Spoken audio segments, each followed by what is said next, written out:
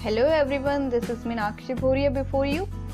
जैसे कि आपको पता है KVS PRT की टेस्ट सीरीज हम डिस्कस कर रहे हैं विद कंप्लीट एक्सप्लेनेशन।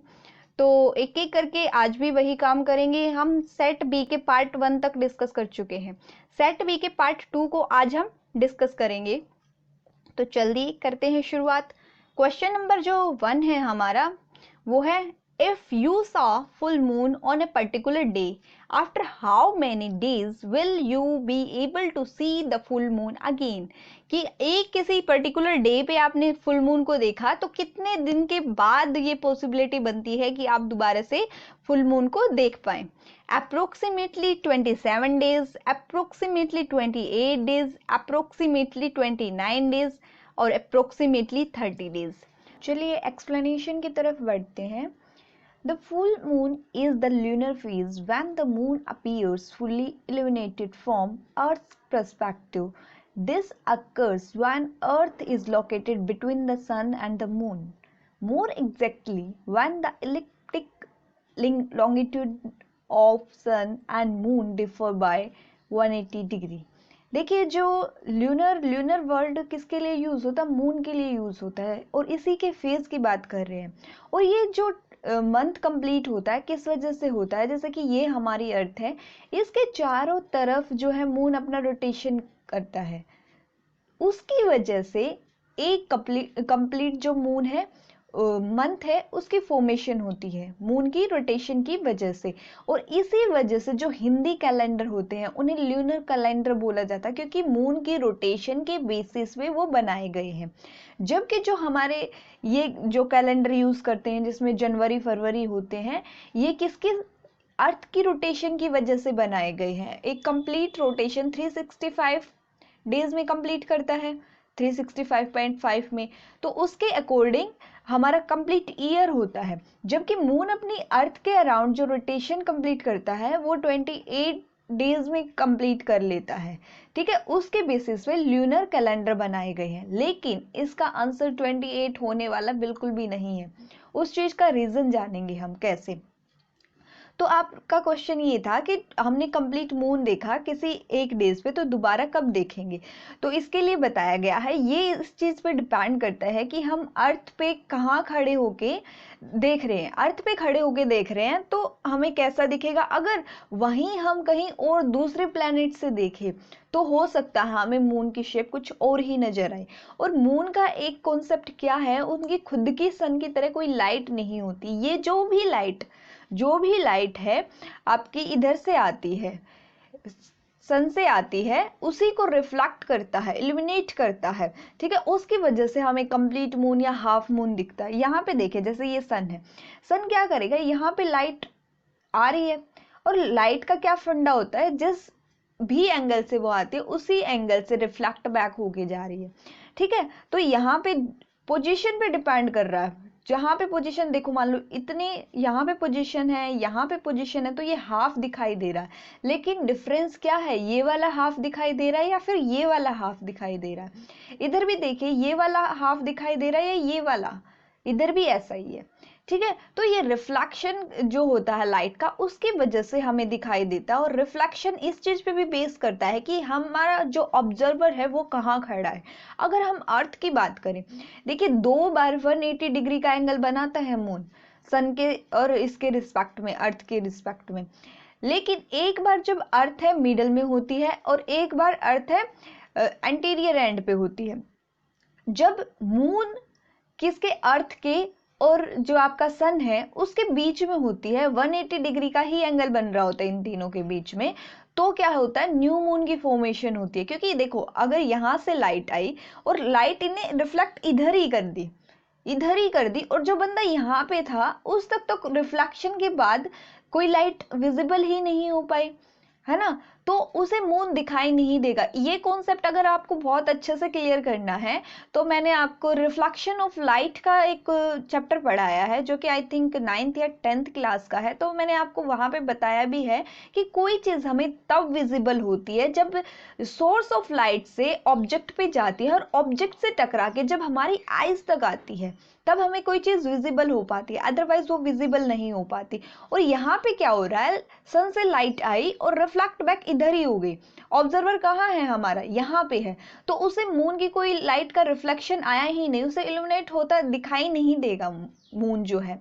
तो इसलिए यहाँ पे न्यू मून होगा, मतलब यहाँ से हमारे मंथ की जो है शुरुआत होगी। ठीक है, फिर इसने अपनी रोटेशन आगे शुरू की, तो धीरे धीरे हमें जो है नजर आने लगा, और नजर आने लगा, और नजर आने लगा, और फिर और नजर आने लगा। यहाँ पे भी क्या है, 180 डिग्री का ही एंगल फॉर्म कर रहा है, लेकिन लाइट है वो कंप्लीट यहाँ तक ट्रेवल की और इसने रिफ्लेक्ट बैक किया अपने ऑब्जर्वर तक, और इसे क्या है, कंप्लीट जो डिस्क है ये दिखाई देगी 180 के एंगल पे। ठीक है, तो इसकी वजह से ये कंप्लीट मून की फॉर्मेशन हुई। ये 14th और 15th डे के अराउंड आपको कंप्लीट मून दिखाई देता है। ठीक है, फिर इसने आगे अपना रोटेशन शुरू किया और फिर ये यहीं पे आई। ये कंप्लीट रोटेशन करने में इसे कितना टाइम लगा, 28 डेज का टाइम लगा। लेकिन फिर मैं बोल रही हूँ कि 28 डेज आपका आंसर नहीं है। क्यों नहीं है? क्योंकि जो अर्थ है वो भी तो अपने रोटेशन कंप्लीट कर रही है। जब ये स्टार्टिंग में मान लो इनिशियली जब ये मून की फॉर्मेशन, कंप्लीट मून की, फुल मून की फॉर्मेशन हुई, यहाँ पे था। ठीक है, अर्थ भी यहाँ पे थी। अब ये रोटेशन अपना किए जा रहा है, रोटेशन किए जा रहा है, लेकिन जब नेक्स्ट टाइम ये अपनी यहाँ वाली पोजीशन लेगा तो उस वक्त तो मून थोड़ा, जो आपकी अर्थ है थोड़ी यहाँ पे शिफ्ट हो चुकी होगी ना, उस अकॉर्डिंग इसका थोड़ा डिस्टेंस इंक्रीज हो जाता है, और आपको क्या है 29 डेज लग जाते हैं कि आप दोबारा से फुल मून को देख पाओ। तो यही आपका रीजन है कि आपको 29 डेज में है अप्रोक्स, एग्जैक्टली नहीं बोल रही हूँ मैं, 29 डेज अप्रोक्स लगते हैं, क्योंकि थोड़ा स्लाइट वेरिएशन आता है, वो वेरिएशन देखेंगे कैसे। This means that the lunar hemisphere facing earth the near side is completely sunlit and appear as a circular disk, जो कि मैं आपको बता चुकी हूँ कि मून से जो लाइट, सन से जो लाइट आई उसी को रिफ्लेक्ट किया, जिसकी वजह से हमें कंप्लीट सर्कुलर डिस्क नजर आई। अब उसके बाद द फुल मून अकर रफली 1 मंथ, वंस अ मंथ, एक मंथ में रफली आइडिया है कि दिख जाता है हमें। The time interval between the full moon and the next repetition of the same phase, synodic month इसे बोलते हैं, इज एवरेज अबाउट 29.53 डेज। मतलब कि 29 डेज तो हैं आपके कंप्लीट, 29 डेज तो हैं आपके कंप्लीट, फिर ये 53 जो है एक्स्ट्रा रह जाता है। ठीक है, 24 आवर्स का तो हमारा कंप्लीट डे फॉर्मेशन होता है, लेकिन ये आवर्स नहीं है, आपके मिनट्स हैं। ठीक है, अब क्या होगा, ये इतना टाइम लगाएगा, और कई बार आप देखते हैं कि जो पूर्णिमा है 2 हो गई हैं आपकी, या फिर आपका अमावस्या 2 हो गई हैं, अष्टमी 2 हो गई हैं, ये किस वजह से होती है? इस 53 की वजह से ही ये थोड़ा है वेरिएशन आता है, क्योंकि ये कंप्लीट डे का फॉर्मेशन एक बार में नहीं करता। जब ये एक कंप्लीट डे का फॉर्मेशन करता है तब तो ठीक है, हमारे जो डे हैं कंप्लीट हो जाते हैं, लेकिन कई बार ऐसा होता है कि नियर बाय 24 आवर्स होने के मतलब नियर बाय होता है डे, तो हम 2 कैलकुलेट कर लेते हैं, जैसे 2 अष्टमी हो जाएंगी, 2 अमावस्या हो जाएंगी, 2 पूर्णिमा हो जाएंगी, है ना। तो इस तरीके से आपकी हो जाती है। अब बात करते हैं the lunar calendar in which each month begins on the day of the new moon. The full moon falls on either the 14th or 15th day of lunar month. Because of calendar month consists of all number of days, a moon in a lunar calendar may be either 29 or 30 days long. हो सकता है आपका 29 days का भी हो या फिर 30 days का भी हो सकता है। ठीक है, ये आपकी कंप्लीट इसके लिए एक्सप्लेनेशन थी। तो आपका आंसर इसका क्या हो जाएगा, अप्रोक्स 29 डेज, क्योंकि मोस्ट लाइकली पॉसिबिलिटी क्या है कि 29 डेज हो, कभी कभार आपके 30 डेज भी हो जाते हैं। तो this will be your answer. हम बात कर लेते हैं आगे, विच of the following correctly represent 360 gram of water. 360 gram of water को करेंगे। फर्स्ट ऑप्शन है 2 मोल ऑफ H2, फिर सेकेंड ऑप्शन है 20 मोल ऑफ वाटर मतलब H2O, फिर थर्ड है 6.022 into 10 raise to the power 23 moles of water. Then आपका आता है 1.2044 इंटू 10 मोल्स ऑफ वाटर, जिसकी पावर 25 है। 1.2044 into 10 raise to power 25 moles of water. अब इसमें से 2 ऑप्शन करेक्ट हैं, कौन से 2 पेयर आपके सही हैं वो आपको मैच करना है। पहला ऑप्शन है 1 and 3, सेकंड है 1 and 4, थर्ड है 2 and 3, फोर्थ है 1 and 4। करते हैं शुरू। H2 मॉलिक्यूलर मास कैलकुलेट करेंगे पहले इसका। जैसा कि हमें पता है एटॉमिक जो नंबर है हाइड्रोजन का 1 होता है, 2 मॉलिक्यूल है 1 into 2 करेंगे, प्लस हमारे 16 किसका है, ऑक्सीजन का है। इसको सॉल्व करेंगे, ये आ गया 2 और 1, 2 into 1 2, 16 और 2 18, तो इसका मॉलिक्यूलर मास है वाटर का 18 होगा। The molecular mass of water is 18 ग्राम पर मोल। देन 360 ग्राम ऑफ वाटर जो है उस वो कितना होगा, 360 ग्राम बाय आपका 18 ग्राम पर मोल है, तो इसको सॉल्व करेंगे, 18 टू जा 36, तो 20 जो आपका मॉलिक्यूलर मोल्स जो है वाटर आ जाएगा। अब इसको है ना क्या करते हैं, आपका जो एवोगेड्रो नंबर होता है 6.023 इंटू 10⁻23, इससे मल्टीप्लाई करते हैं। इससे मल्टीप्लाई करेंगे तो आपका ये आ जाएगा 1.2044 into 10⁻25 moles of water. Moles निकालने के लिए हमने एवोगेड्रो नंबर से मल्टीप्लाई किया। एवोगेड्रो नंबर 6.023 इंटू 10⁻23 है। तो आप देख रहे हैं 20 मोल ऑफ वाटर, ये भी बात सही है, और ये 1.2044 इंटू 10⁻25 मोल्स ऑफ वाटर, ये भी बात सही है। मतलब कि आपका सेकंड और फोर्थ कहाँ पे है, ये वाला ऑप्शन, तो ये आपका आंसर करेक्ट होगा। ठीक है, आगे बात करते हैं। Elements with velocity 1 are, valency 1। Valency क्या होती है, जो आउटर मोस्ट सेल होती है, जो आउटर मोस्ट सेल होती है उसमें 1 जो इलेक्ट्रॉन प्रेजेंट हो तो उसे बोल लेंगे वैलेंसी 1। ऑलवेज मेटल होगा, वो ऑलवेज मेटलॉइड्स होगा, इधर मेटल और नॉन मेटल हो सकता है, ऑलवेज नॉन मेटल होगा। इसके लिए हमें पीरियोडिक टेबल पे विजिट करना पड़ेगा। देखिए ये आपके जो होते हैं ना, ये वाले अल्कली मेटल होते हैं, अल्कली मेटल होते हैं, लिथियम, सोडियम, पोटेशियम, रुबिडियम। ठीक है, फिर आपका आता है बैरियम, मैग्नीशियम, कैल्शियम, ये वाली जो सीरीज है आपकी, ये क्या आती है, अल्कली अर्थ मेटल होती है। ठीक है, उसके बाद ये वाला ब्लॉक आता है आपका कंप्लीट। ठीक है, टीन वगैरह जो लेड तो इधर नहीं होता, आयरन होता है, कोबाल्ट होता है, निकिल होता है, ये वाले मेन है। मैग्नीज हो गया आपका, और फिर ये जिंक हो गया, कॉपर हो गया। ठीक है, ये आपके ज्यादा मेन है ऊपर वाले। तो ये वाली सीरीज जो है ये ट्रांजिशन मेटल होती है। ट्रांजिशन मेटल होती है मतलब ट्रांजिशन क्या होता है, जो दो चीजों के बीच का होता है। ट्रांजिशन स्टेट आपने पढ़ी होगी, जो इधर की ना उधर की, मतलब दोनों उस स्टेज से उस स्टेज में कन्वर्ट हो रही होती है। तो ये इसी प्रकार से है, इसके इधर और इधर इनको मतलब एक तरीके से जोड़ती है। देन ये अदर मेटल्स हैं, और भी मेटल्स हैं। ठीक है, फिर अदर नॉन मेटल्स हैं, कौन से वाले, ये नॉन मेटल है आपके।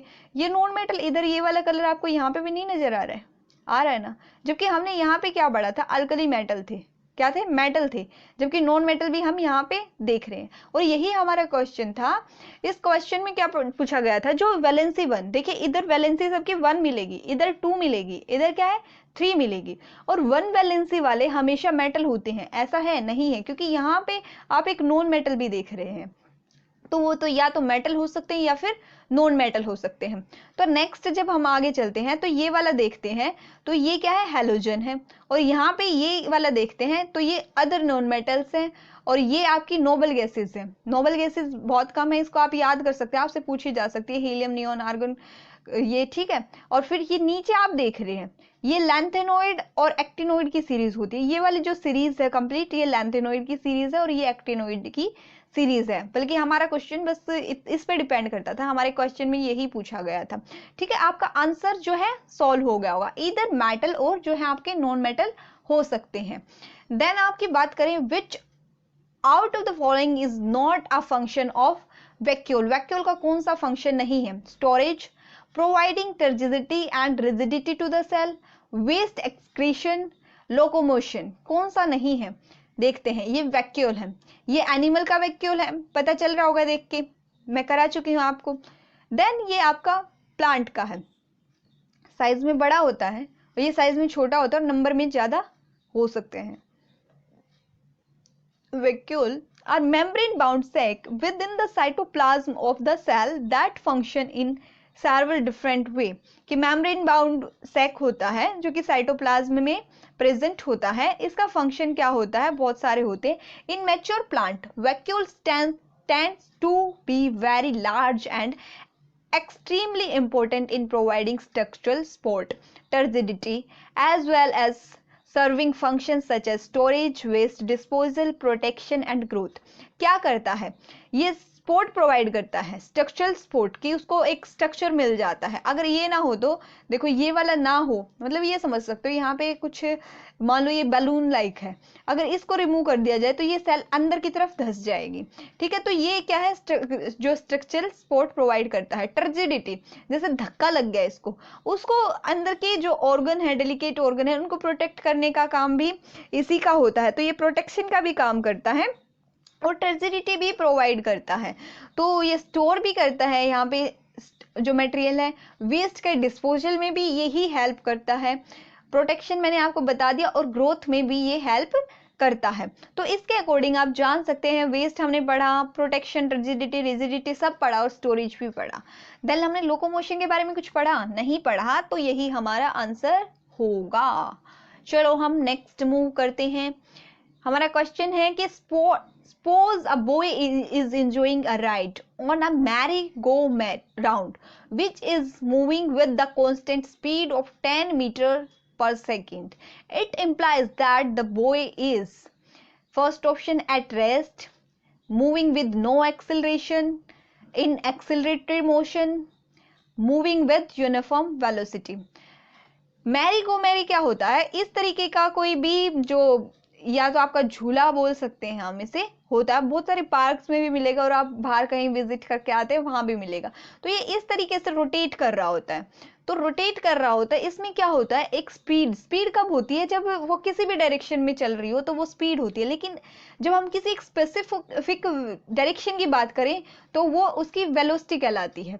स्पीड ही वेलोसिटी है एक्चुअल में, लेकिन जब उसकी डायरेक्शन कंसिडर ना की गई हो तो क्या है, वो स्पीड है। जब डायरेक्शन कंसिडर कर ली जाए तो क्या है, आपकी वो वेलोसिटी हो जाती है। ठीक है, तो ये इसके बारे में जान लेते हैं। मैरी गो राउंड जो होता है ये कांस्टेंट स्पीड से चल रहा है।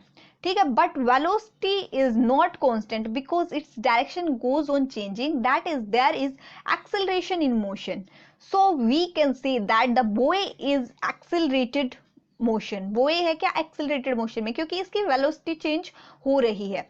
तो मतलब क्या है, वेलोसिटी चेंज हो रही है, तो इसका मतलब यही हुआ कि ये एक्सेलरेटेड जो इसका मोशन है उसमें है। ठीक है, तो हम कह सकते हैं कि एक्सेलरेटरी मोशन में जो है वो है। तो आपका आंसर करेक्ट क्या होगा, इन एक्सेलरेटरी मोशन। देन आपका नेक्स्ट क्वेश्चन है, the value of quantity G in the law of gravity depends on mass of earth only, की अर्थ के मास पे डिपेंड करती है, depend on radius of earth only, की radius पे depend करती है, या फिर मास और रेडियस दोनों पे ही डिपेंड करती है, या फिर it's depend on mass and radius of earth, कि independent of mass and radius of earth, की किसी पे भी डिपेंड नहीं करती। देखिए ये हमने पढ़ा था, इसमें मैंने आपको ये तो बताया था m1 m2 और d2, तो मतलब ये डायरेक्टली प्रोपोर्शनल होती है। फोर्स ऑफ जो ग्रेविटेशन थी वो m1 और m2 के प्रोपोर्शनल बताई थी, मतलब मास बढ़ेगा तो ये भी बढ़ेगी, फोर्स भी बढ़ेगी, या फिर डी डिस्टेंस है इनके बीच का, ये बढ़ेगा तो ये कम हो जाएगी, मतलब ये इसके साथ इनवर्स रिलेशन है। अगर एफ बढ़ाना है हमें तो डिस्टेंस कम करना होगा, डिस्टेंस बढ़ा दिया तो एफ हमारा ज्यादा होगा। और जी है, जी के बारे में मैंने कुछ नहीं बताया था आपको, जी क्या होता है, कांस्टेंट होता है, इसका किसी से भी कोई लेना देना नहीं है, भले ही इसका मास इंक्रीज हो डिक्रीज हो, रेडियस इंक्रीज हो डिक्रीज हो, ये बस कांस्टेंट रहता है, इस पे किसी का कोई इफेक्ट नहीं पड़ता है। तो आपका आंसर मोस्ट लाइकली भी क्या होना चाहिए, वो आप देखेंगे। G is the symbol of gravitational constant, इसे क्या बोलते हैं, ग्रेविटेशनल कांस्टेंट बोलते हैं, और ये यूनिवर्सल कांस्टेंट होता है, इंडिपेंडेंट होता है, कोई टाइप हुआ, प्लेस हुआ, मास हुआ, डेंसिटी हुआ, वेलोसिटी, सबके ये क्या होता है, इंडिपेंडेंट होता है। इट इज ऑलवेज कांस्टेंट, ये कांस्टेंट होता है, इस पे किसी चीज का कोई असर नहीं पड़ता। तो हमारा 4 आंसर जो है करेक्ट होना चाहिए है।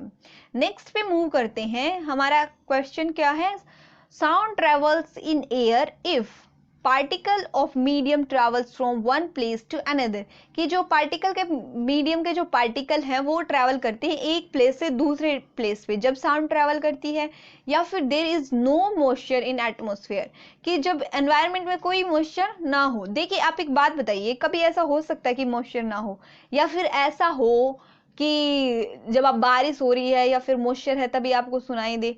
तो ऐसा कोई लेना देना मॉइस्चर से कोई मतलब नहीं है, चाहे आप बहुत ज्यादा मॉइस्चर वाले एरिया में हो या फिर जहाँ पे एकदम ड्राई है, रेगिस्तान है, वहां पे हो, तो दोनों जगह साउंड तो ट्रेवल करेगी ही करेगी, मॉइस्चर से कोई लेना देना नहीं है। देन डिस्टर्बेंस मूव्स, या फिर हो सकता है कि डिस्टर्बेंस मूव करे। डिस्टर्बेंस क्या होती है कि डिस्टर्ब कर देते हैं, हम किसी को पकड़ के हिला देते हैं, क्या प्रोड्यूस कर रहे हैं, डिस्टर्बेंस प्रोड्यूस कर रहे हैं। Both particle as well as disturbance travel from one place to another, कि जो पार्टिकल भी मूव करता है और डिस्टर्बेंस भी जो है मूव करती है। देखिए ये साउंड वेव है, ठीक है। तो इसमें क्या होता है, मैंने आपको बताया था, जैसे ये पार्टिकल है, यहाँ पे ये डिस्टरबेंस हिलता है, जैसे भी साउंड प्रोड्यूस हुई तो यहाँ पे ये हिलता है, नियर बाय पार्टिकल्स को हिलाएगा, उसमें भी मोशन आएगा, फिर आगे वाले में मोशन आएगा, फिर आगे वाले में मोशन आएगा, धीरे धीरे ऐसे मोशन आता रहता है, और इसी की वजह से ये यहाँ तक मोशन है वो पहुंच जाता है, ना कि ये वाले पार्टिकल ने यहाँ तक का डिस्टेंस ट्रेवल किया है। तो इसके अकॉर्डिंग आप देख सकते हैं कि डिस्टरबेंस मूव करती है साउंड को ट्रैवल कराने में, ठीक है। तो और ऑप्शन आपके इनकरेक्ट हो जाएंगे। देन हम नेक्स्ट पे मूव करें तो you are given water, mustard oil, glycerine and kerosene, in which of these media a ray of light incident obliquely at the same angle would bend the most, कि इसमें से जब हम रे पास करा रहे हैं तो कौन सी रे है सबसे ज्यादा क्या है बैंड करेगी। तो देखेंगे कैरोसिन है, वाटर है, मस्टर्ड ऑयल है, फिर ग्लिसरीन है। आपने ये वाला डायग्राम देखा था, मैंने आपको समझाया था कि ये क्या है, आपकी इंसिडेंट रे है। अब इंसिडेंट रे है, ये जानी तो ऐसे चाहिए थी लेकिन ऐसे नहीं गई, क्योंकि ये यहाँ पे डेंस आ गए, जितना पार्टिकल यहाँ पे कम थे, जब सॉलिड में देखते हैं, ये तो एयर थी, गैस थी, गैस के पार्टिकल दूर दूर भी तो होते हैं, लेकिन जब हम सॉलिड में देखते हैं तो उसके पार्टिकल थोड़ा क्लोज होते हैं। तो ग्लास स्लैब है, तो इसने क्या किया, डेंसिटी ज्यादा होने की वजह से नॉर्मल की तरफ बैंड किया, ये क्या था हमारा नॉर्मल था, और ये इसने एंगल ऑफ इंसिडेंट बनाया, ये एंगल ऑफ रिफ्लेक्शन बनाया नॉर्मल के साथ ही, तो ये इसने नॉर्मल की तरफ बैंड किया। फिर दोबारा से ये बाहर निकलती है जब तीसरे मीडियम में आती है, first medium, second medium, third medium, है तो ये वही सेम मीडियम, लेकिन इस तरीके के लिए तो थर्ड मीडियम का काम कर रहा है। यहाँ पे जो नॉर्मल है तो ये क्या इंसिडेंट रे की तरह काम करेगी, ये रिफ्लेक्टिंग रे की तरह काम करेगी। तो ये दोबारा से यहाँ पे पार्टिकल दूर दूर होते हैं तो ये रे भी नॉर्मल से थोड़ा दूर जाती है, तो इसे इमर्जेंट रे बोलते हैं। और जो ये एक्चुअल में जहां से रे को ट्रैवल करना चाहिए था और जहां से की है, इनके बीच के जो ये है एरिया, इसे क्या बोलते हैं, लेटरल शिफ्ट बोलते हैं, कि यहाँ से ये यहाँ शिफ्ट हो गई, लेटरली शिफ्ट हुई है, ठीक है। तो आपको टर्म क्लियर होंगी। तो जितना ज्यादा यहाँ पे डेंसिटी होगी, जितना ज्यादा डेंस मटेरियल होगा, जितने पार्टिकल क्लोज होंगे, उतनी ज्यादा ये है रिफ्रैक्शन जो होगी इसकी जो रे की होगी। तो अब हमें पता होना चाहिए कि इसका रिफ्रैक्टिव इंडेक्स क्या है, मतलब रिफ्रैक्टिव इंडेक्स वो होता है जिसमें ये बताया जाता है कि इसकी डेंसिटी कितनी है, उसके अकॉर्डिंग डिसाइड किया जाता है। तो केरोसिन ऑयल के रिफ्रैक्टिव इंडेक्स की बात कर लें या फिर सबकी बात करेंगे, refractive index of water, mustard oil, glycerine या फिर केरोसिन, जो वाटर का है 1.33 जो म्यू होता है आपका, देन वाटर का 1.47, देन आपका जी का मतलब कि आपका ग्लिसरीन का होता है, ये क्या है वाटर का नहीं है, एम से क्या है आपका मस्टर्ड है, ठीक है, इसका 1.473 होता है, और आपका केरोसिन का 1.44 होता है। तो आप ही डिसाइड कर लीजिए किसकी जो डेंसिटी रिफ्रैक्टिव इंडेक्स है ज्यादा है। ये मेरे को तो जी का लग रहा है, आपको किसका लग रहा है देख लीजिएगा। ग्लिसरीन का जो है 1.473 है, मतलब कि ये सबसे ज्यादा इस रे को बैंड करेगा नॉर्मल की तरफ, ठीक है। तो कौन सा क्या पूछा गया था हमसे क्वेश्चन में, in which of these media a ray of light incident obliquely at the same angle would be bent most, कि कौन सबसे ज्यादा बैंड होगी। तो ये जो जी वाली है, ग्लिसरीन वाली है, ये सबसे ज्यादा बैंड होने वाली है। Since refractive index of glycerine is highest, ray bend the most in case of glycerine, ठीक है, तो आपका आंसर ये हो गया। तो नेक्स्ट पे मूव करते हैं। Which of the following represent voltage, की वोल्टेज बताएंगे कि कौन सी है। इसमें सीधा फॉर्मूला है work done by current into time, first option हमारा। Second option work done charge, then third option work done into time upon current, then आपका वर्क डन चार्ज टाइम। तो इसमें से करेक्ट करना था, सीधा फॉर्मूला है, इसमें कुछ एक्सप्लेन करने का नहीं है। Work done into time by जो करंट का फॉर्मूला आपका वोल्टेज निकालने के लिए यूज किया जाता है, इसको आप याद कर लेंगे। देन आपका नेक्स्ट है to convert an AC generator into DC generator, कि एसी जनरेटर को हमें डीसी जनरेटर में कन्वर्ट करना है।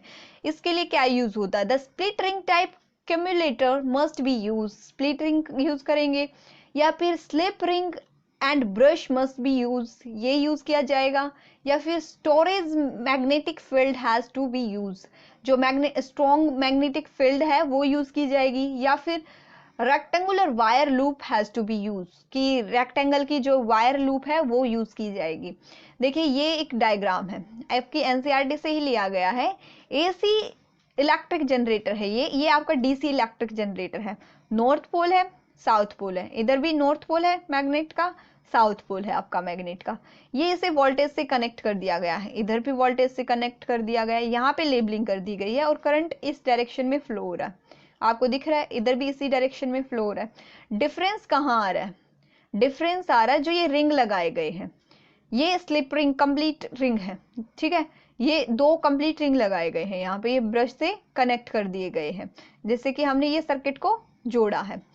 और यहाँ पे आप देख रहे हैं रिंग एक ही है, लेकिन ये स्प्लिट हो रखा है दो पार्ट में, तो इसे बोले स्प्लिट रिंग, ठीक है। और इसी से जो ब्रश कनेक्ट है और इसी से हमने क्या है अपने सर्किट को जोड़ दिया है। मतलब एसी और डीसी में क्या डिफरेंस आया, जो ये स्प्लिट रिंग है इसका और यहाँ पे कंप्लीट सर्कुलर रिंग है इनका। तो हमें क्या बनाना है, एसी जनरेटर से डीसी बनाना है। डीसी में क्या यूज होता है, स्प्लिट रिंग यूज होता है।